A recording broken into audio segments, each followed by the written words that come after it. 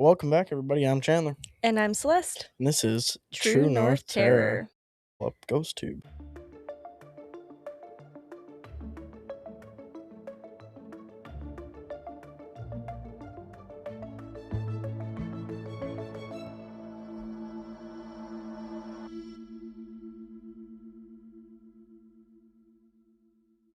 Welcome back. We are going to have Ghost Tube going because Owen texted me when we came downstairs saying the ghost is speaking through the radio. So I feel like my ghost just wants to join us for this. They obviously have something to say. Yeah, clearly. We also just want to take a moment to acknowledge the tragedy that happened in Tumbler Ridge, BC. Yeah. School shootings, thankfully, are not common in Canada, and I feel like that's why this hits just so much harder. It really does. I'm just going to quickly go through the 6 children and 2 adults that were murdered on Tuesday. And just we send our condolences to anyone that was affected by this because it's unimaginable. School should be safe for children. It should be safe for educators, and there's no justifying or any reason it should even be a situation that can happen. Yeah, it just makes me feel sick. Agreed. So the victims found inside the school were Zoe Benoit. She was 12 years old. Some of these names are kind of tough. Saria Lampert, also 12. Abel Mwanza, also 12. Ezekiel Schofield's 13. Riley Smith, 12. And Avugana Durand, 39. She was one of the educators, and her other students said that she was a hero. And the 2 victims found in the home of the shooter, Met Jacobs, who was 11, and Jennifer Strang, who was 39. And yeah, I know there is a little girl that suffered a gunshot to the head and neck who is still fighting for her life. Wow. And if anyone sees any GoFundMe's or anything for any of these families, then it's definitely a good thing to donate to if you're able, because these families are going to suffer forever. Yeah. And anything that anyone can do to make it, life just a little more bearable, I'm sure that it'll be appreciated. So Yeah, definitely. yeah, that's that. We have another edition of our Manitoba Ghost Stories book today. We've got a fun episode in light of some shitty The world sucks right now. Events.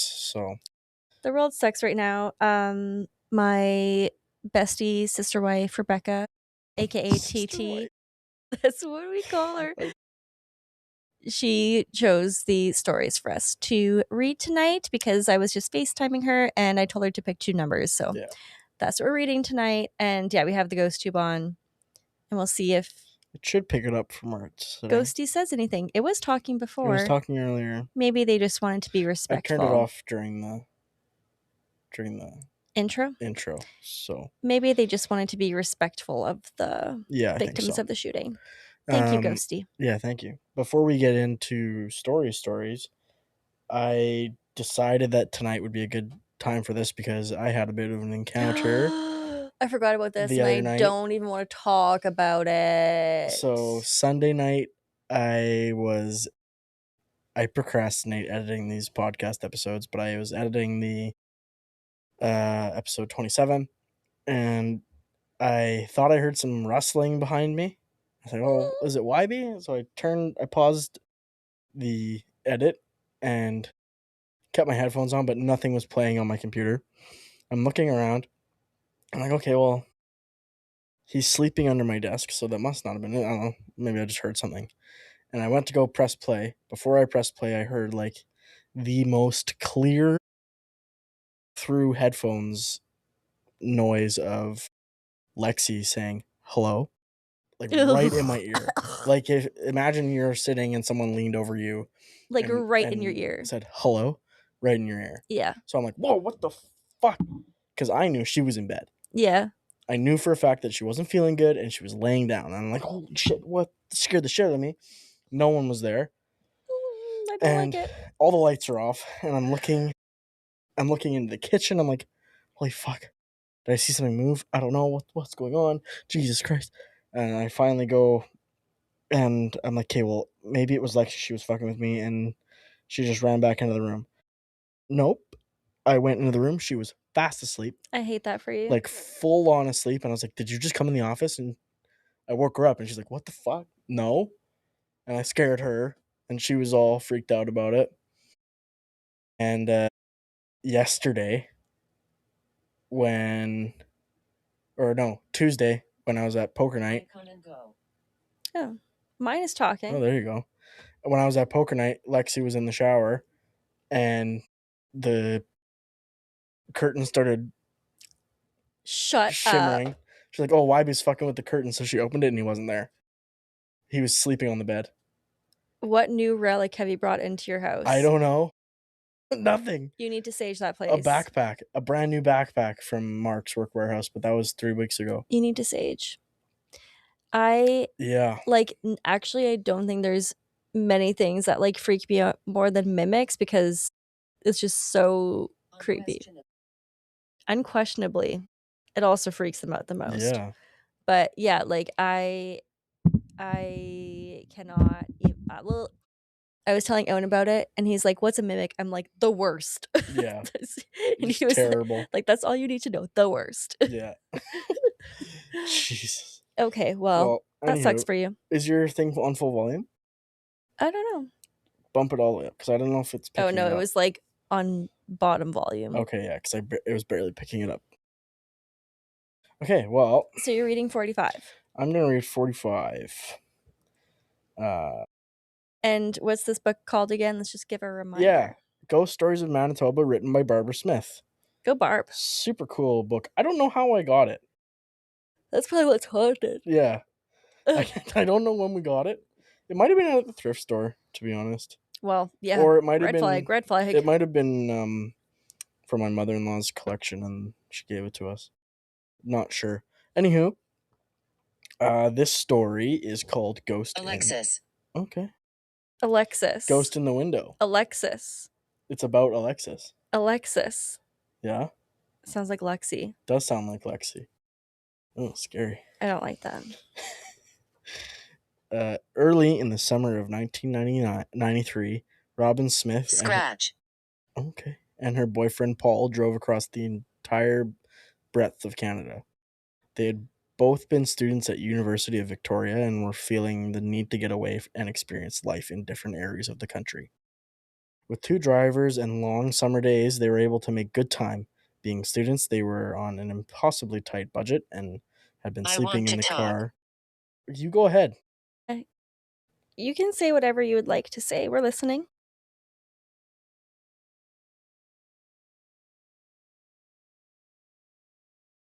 Okay. Sleeping in the car throughout the journey. One evening, just west of Falcon Lake, Manitoba, the pair I decided forgot these were in it was Manitoba. time to stop for the night. They spotted a driveway leading from the highway and turned onto it in search of a safe place to spend the night. As soon as we turned off the highway, I had the distinct feeling that I didn't want to be there, I told Paul. Let's go somewhere else. I don't like it here, Robin recalled. But the young man was insistent. He had been doing most of the driving that day, and the kilometers had taken their toll. Besides, Robin's discomfort aside, it looked as though the pair of travelers had happened upon an almost ideal impromptu campsite. Turning the page. The driveway led to a deserted farm. It clearly had been a working farm, but equally clearly it had recently been abandoned, Robin said. To walk off the long hours spent sitting in the car, the two walked around investigating the abandoned property for a while. We wandered all around the barns and the barnyard before approaching the farmhouse. We looked throughout the house. It was completely empty except one chair in the living room facing out the picture window. I thought at the time it looked as though someone could have been sitting there saying goodbye to the place. By now, Robin's feelings of discomfort were more than she could bear, and it was her turn to be insistent. "We're not staying here tonight," she declared flatly. Seeing there was little point in arguing, Paul walked with his increasingly upset girlfriend back to the car. As tired as he was, he knew Robin well enough to recognize the tone in her voice. They would have to find another spot to spend the night. As he backed the car up to turn it around, just for a second, Paul's headlights illuminated the front window of the empty house, except now it wasn't empty. A man wearing a hat stood staring out the window, watching the young couple leave. Not wanting to make any further comments, Robin said nothing about what she saw. Paul, however, now realized what he had made his girlfriend so Can you feel me? Excuse me? Are you taking my words? Is that where you're trying to... I cannot feel you, and I'd prefer that you didn't touch me, Yeah, please. please no. Robin said nothing about what she saw. Paul, however, now realized what had made his girlfriend so uncomfortable, for he saw the man as clearly as she did. "Did you see that?" the young man exclaimed in shock. "That was a ghost." Robin nodded in agreement.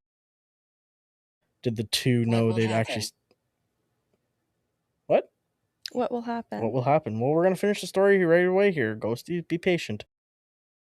How did the two know they'd actually seen a ghost and not just a fellow traveler who'd beaten them to an ideal location for a free night's accommodation? Recording a podcast. Well, I mean, I live here, but Yeah. he's here because we're recording a podcast.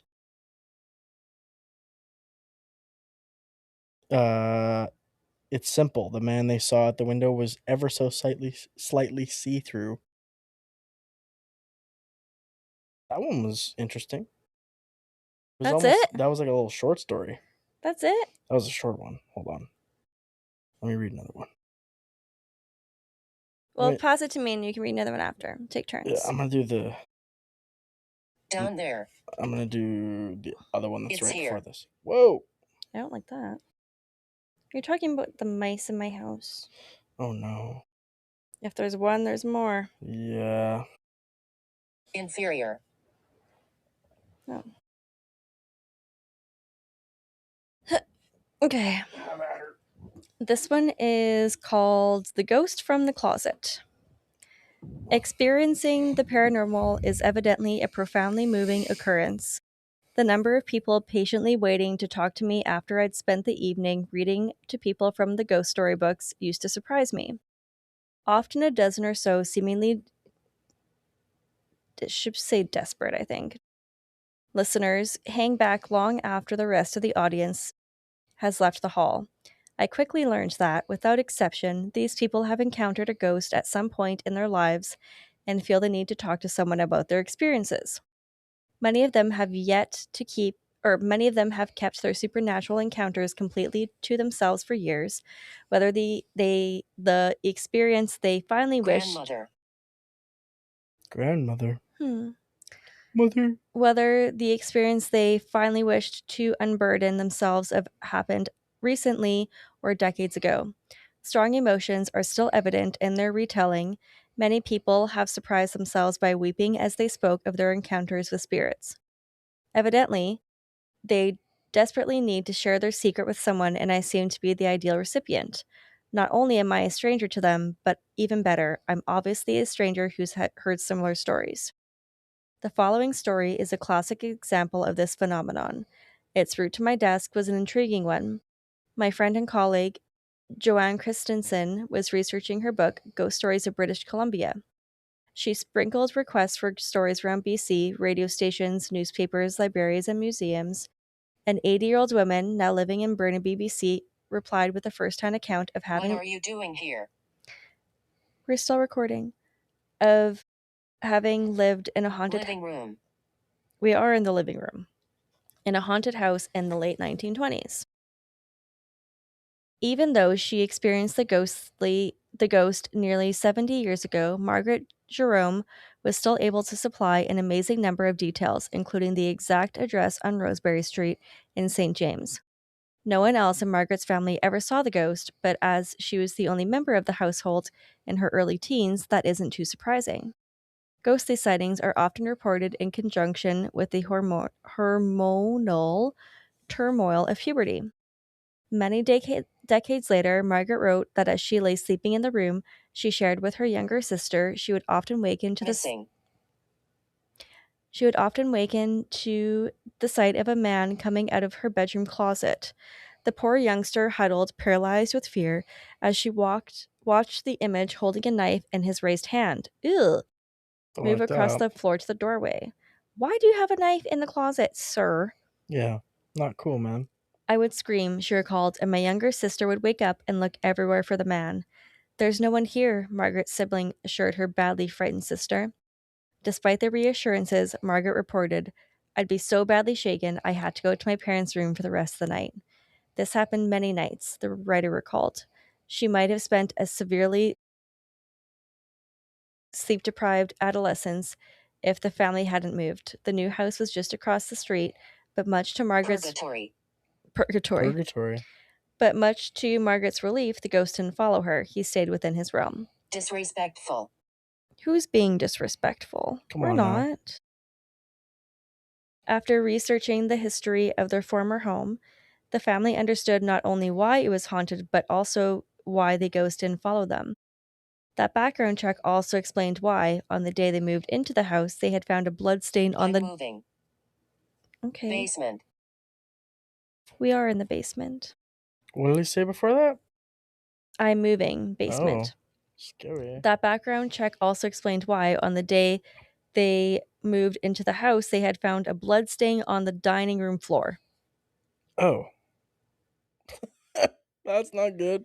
There had been a murder in that house on Rosebery Street, but by now, the only question left to ponder is whether the threatening looking ghost that Margaret saw so often was the murderer or the victim.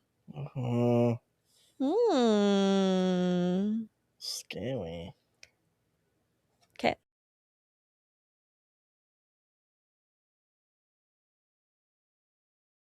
Dang it. I can hear you. I hope so. We're talking. Well, that was rude. What? I hope so. We're talking. I'm so sorry. My brother is so rude. If you have a name, we would love to know it. Yeah. We want to respect you. And don't use too much of your energy. Like, You're like, it's okay, chill out. it's all good. um, Just flip to a random page. You want to do the cold house? Because your house is cold. Yeah, sure. Okay. I thought that's what I was supposed to read. No. Oh, okay. You read 60. Oh yeah, 60. The Ghost in the Closet. The Ghost in the Closet. Yeah. Okay. This story is called The Cold House.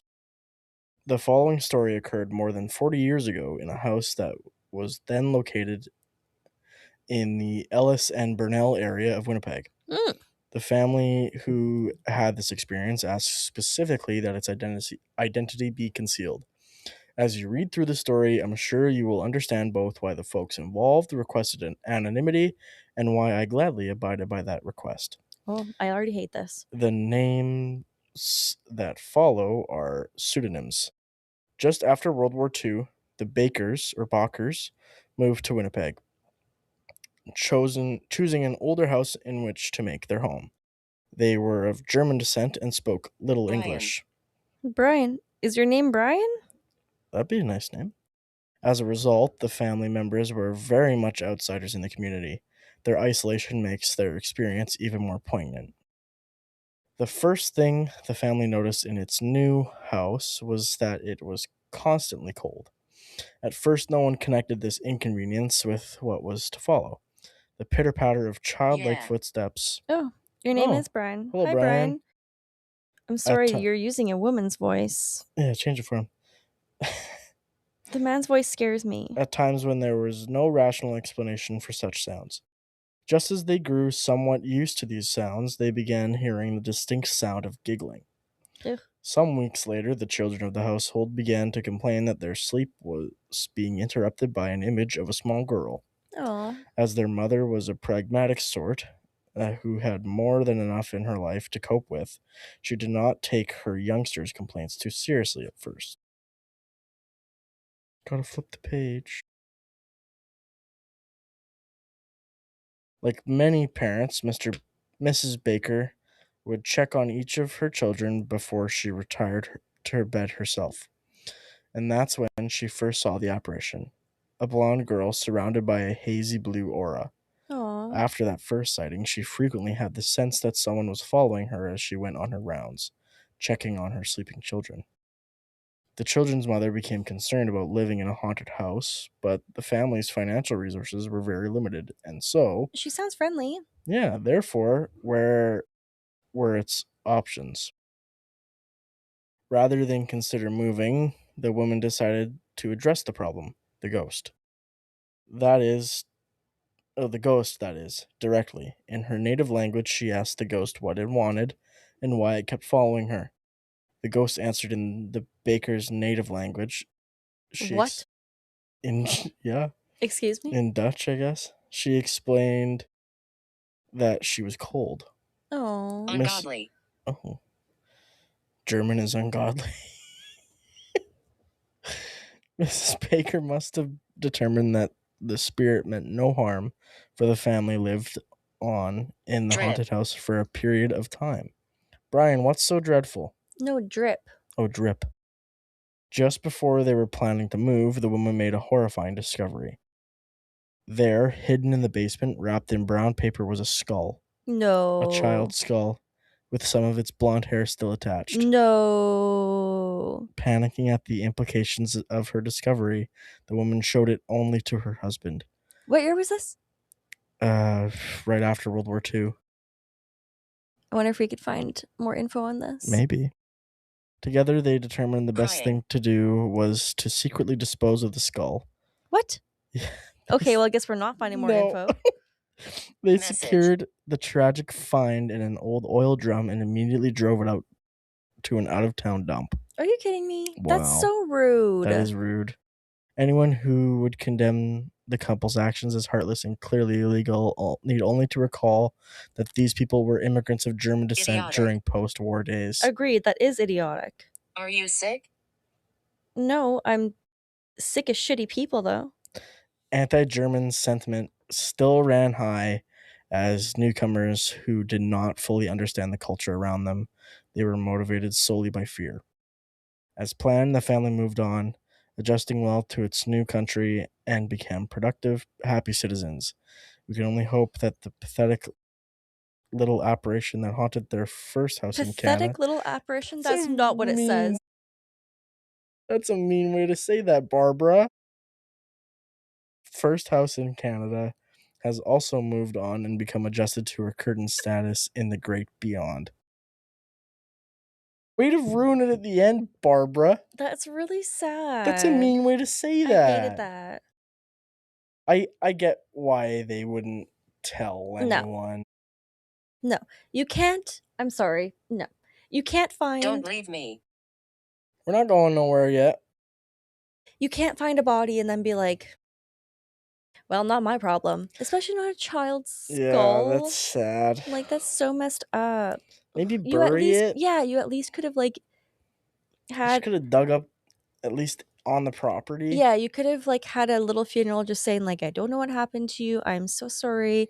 I hope this brings you peace. I hope you go to where you're supposed to be. Yeah. Not just like put her in an oil barrel and toss her in the dump. Yeah, that's sad. That's awful.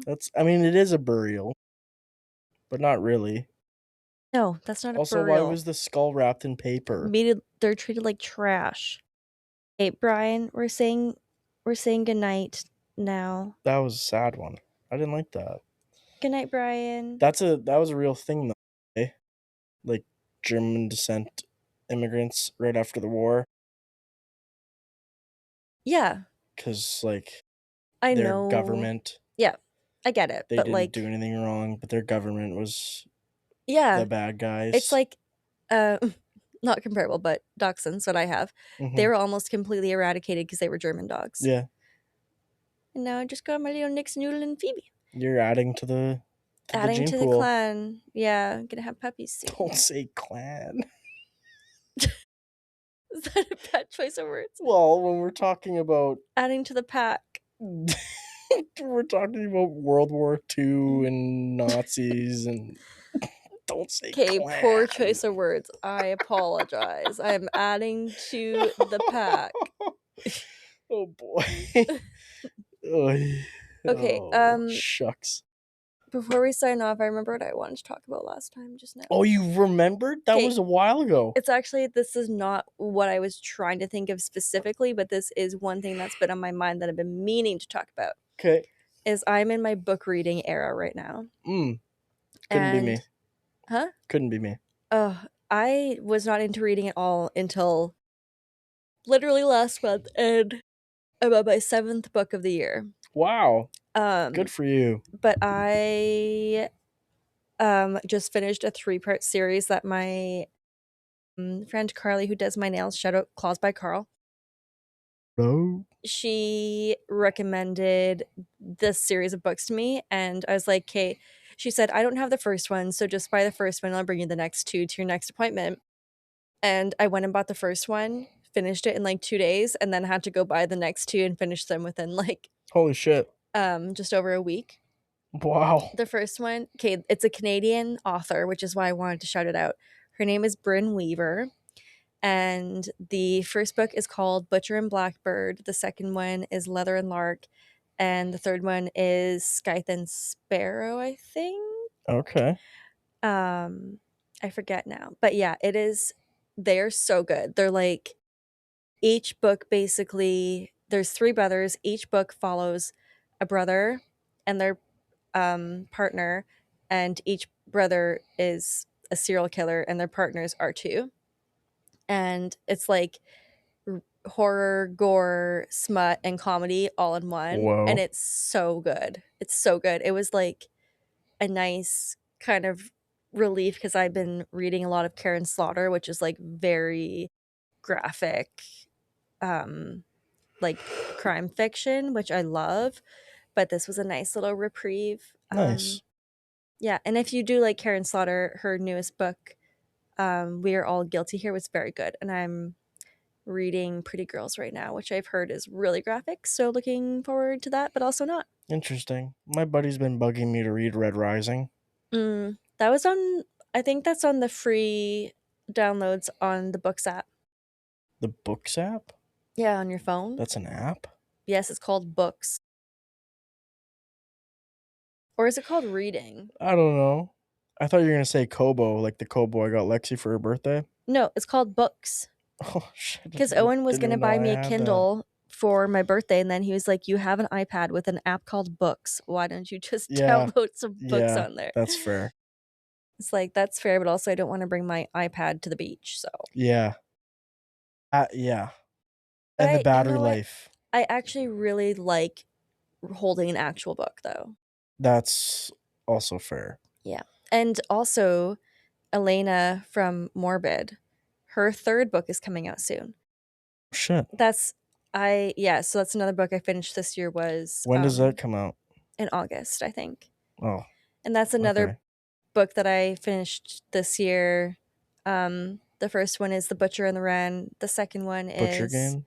The Butcher Game, and this one is The Butcher Legacy. Whoa. And yeah, I'm really excited to read the 3rd one. Probably going to reread the Exciting. first 2. I think you have my first one. I think Lexi has it. Yes. So I I want to reread them believe before I read the so. 3rd one. Need them to come out around your birthday so I can actually buy it for your birthday instead of you buying it and reading it before your birthday even comes around. I've been meaning to buy it Well, for you could pre-order it for me. Yeah. Because Oh, that way you can get signed. not all of them are signed. But some of them. Yeah, If special depending edition. where I order it. Barnes and Right? Noble. Yeah. Norble. Barnes and Noble. I've been listening to them. Anyways, before we start rambling and If anyone has any bloating book out this- recommendations for me, though, please let me know because I'm almost out of my books that I purchased. So The only books I've been reading are the modern refrigeration code books and modern electrical refrigeration or modern electrical code, Oh my god, I just fell asleep. gas piping code. It's really boring. What lawyers write is awful. Anywho, stay spooky, True Northers. Terror is closer than you think. We'll see you guys next week. Peace out, clan.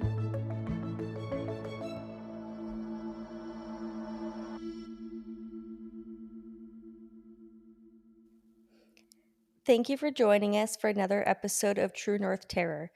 If you like our podcast, please help us grow by leaving a rating and review. If you have a story you want us to hear, or your own personal story you want to hear on the pod as a listener story, email us at truenorthterrorpod@gmail.com.